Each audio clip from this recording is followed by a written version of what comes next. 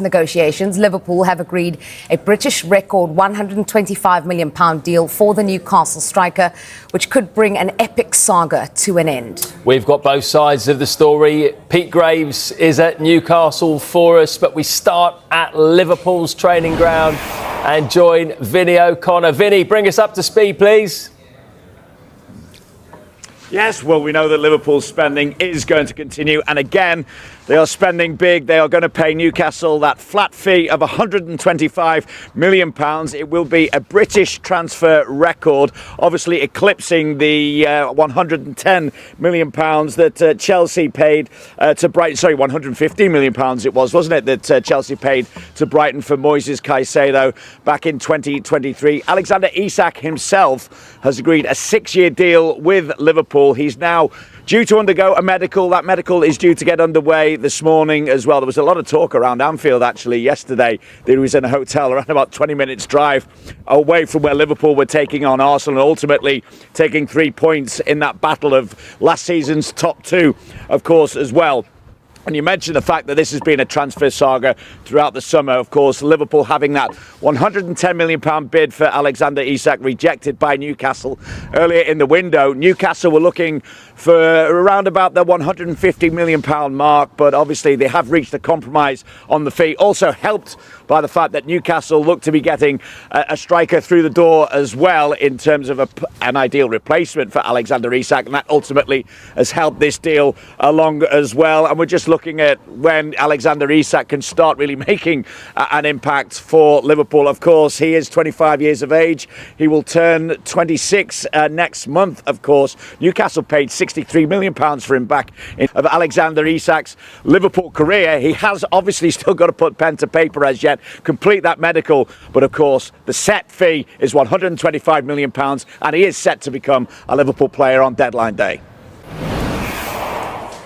Let's cross live to Newcastle and speak to Pete Graves. Pete, good morning. Newcastle get a British record fee, but how will Isak be remembered there?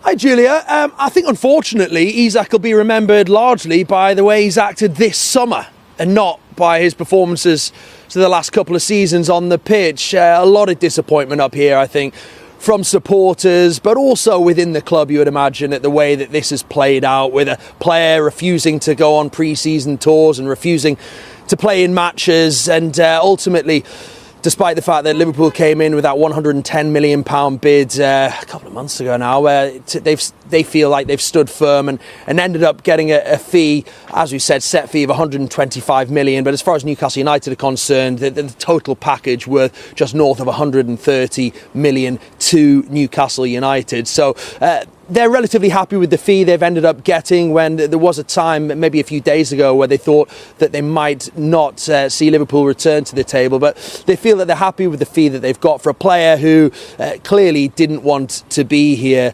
He's not played in any of the opening 3 games, of course. So as far as the squad are concerned, they're not losing a player who's been playing for them. They're losing someone who's not being involved at all. And Newcastle United, by the way, remain active this morning. They now have had their sort of focus sharpened a little bit to go out and try and bring in another addition into the attacking lineup. Well, this is a transfer that's been in the making for a number of months, really. We reported 45 days ago that Alexander Isak had said to the hierarchy at Newcastle he wants to explore the avenues of a potential departure from St James's Park over the course of this summer. He made it quite clear that he didn't see his future at Newcastle United, and therefore him and his representatives were going to explore what was out there, what was possible. The price tag was £150 million. That was a starting point as far as Newcastle were concerned. And that basically said to the footballing world, only maybe 1 or 2 clubs can actually afford this deal. Real Madrid and Liverpool. No one else really. Maybe Saudi Arabian sides could afford to get to that type of cash. So straight away, it ruled out most of the footballing world. But of course, there were another set of provisos put on any potential transfer, and that was, we need a replacement. That's going to be difficult to find, and they have to get to the fee that we're comfortable with. And then obviously over the course of the days and weeks and months, as it's now been, it was, you know, we had one story about this, and Alexander Isak wasn't going to Asia. He wasn't training with the first team. He had his own separate programme. There was a family fun day at Newcastle that he wasn't involved in. Eddie Howe was doing everything he possibly could to say, this is a united group, this is a strong dressing room, come and be a part of it. This is important, this football club. Come and be a part of what we're doing and what we're going to achieve this season. But Alexander Isak remained firm in his decision that he didn't want to play for Newcastle United. And as it went on week by week, it became increasingly more likely that the chance of him being sold was going to happen. There was this big meeting on Monday at Alexander Isak's house. What was said in that meeting, we don't know. It turns out he was probably told on Monday that he was going to be sold, providing Liverpool could get to the price that they were comfortable with. Obviously, as Pete Grave mentioned there, the fact that they got in young German international 23-year-old striker Nick Voldemade was significant to allow Alexander Isak to go. And then late last night, after a few days of no contact between PIF, the owners of Newcastle, and FSG, the owners of Liverpool, it became apparent that a deal had to be done because time was running out. With less than 24 hours to go, we got confirmation that the deal had been agreed between the two parties and that Alexander Isak was free to travel to Liverpool this morning to undergo the formalities of the medical. So it's been a saga. It's been one of those transfers that we'll probably sit here and talk about in 2 and 3 and 4 and 5 and 10 years' time, because right now it's a Premier League record. It's a huge deal. It's two of the biggest clubs in the country fighting over the best striker in the world, and Liverpool have got their man. And, you know, I sat here and said 3 weeks ago, I don't think he's going to go anywhere. I think he's going to stay. Eddie Howe made it quite clear he wanted Alexander Isak at the football club. They tried to get replacements. It looked unlikely he was going to stay. But then things change, and that's the great thing about deadline day and any possible transfer. You can say one thing and be 100% certain, and then it changes within minutes. And that's why we love it so much, because it's so unpredictable. I have a question for Charlie, actually. Okay, you do that and we'll follow up. Just about the Alexander Isak, it's overshadowed a lot of, you know, the summer for Newcastle especially. He's finally got his move now. Do you think this sets a precedent for how others, and we've seen Johan Wissa as well, the way he's behaved. Does this set a precedent for players? Yeah, of course it does. Because, and I mean, it does not only for Premier League players, I think for football in this country, because if we're talking top-end players going for 125 million, British record fees, what's it stopping players going for a lot less money than that? I think that was what I was saying a couple of weeks ago. I think that's why was one of the reasons I didn't think the deal would go through, because of this reason and the way he's acted. But like Mark said, we're going to talk about a transfer for so long, could be a couple of years, 5 years, 10 years. No one's really going to, we might just say, oh, look how the player acted. But that's almost going to be part now. No one's going to really remember that. It's a £125 million move. He's left Newcastle and now he's going to go and play for Liverpool. That's the biggest talking point now. No one's really going to remember. If we say a couple of weeks, no one's going to remember how he acted. He's going to go and play for Liverpool and score goals. Once he starts scoring goals, that's it. And that was the same. If he didn't get his move, and they say, oh, how is he going to act when he gets back? If he didn't get the move and back into Newcastle, how's Newcastle fans going to act? Well, if he starts scoring goals, no one's going to worry about it. That's true, yeah.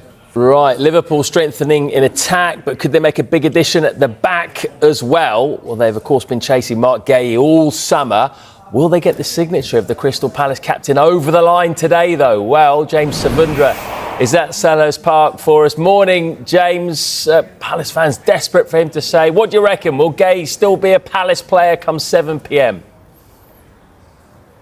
Matt, a very good morning to you. It's so difficult to say at this stage. How good was Mark Guéhi last night, leading Crystal Palace to victory with a brilliant strike as well? It didn't feel like farewell. Let's bear in mind Liverpool lodged a bid of around £35 million on Saturday. We understand that Crystal Palace are looking at something more towards £35 million plus £5 million in add-ons. They do not want to lose him for free next summer, but at the same time, Oliver Glasner made it very clear last night that he has to stay, and they've not been able to find a replacement in time. Plenty can change between now and that deadline at 7 p.m. But for Crystal Palace, you can understand from a business perspective why they want to get something for him to avoid him leaving for free next summer. This is the last day where they can guarantee they can get any money for him, because from January he can start speaking to foreign clubs, and there'll be plenty of foreign clubs interested in signing Mark Guéhi as a free agent next summer. It feels at this moment in time, based on what Oliver Glasner said, he's more likely to stay, but we know Steve Parrish said it does represent a problem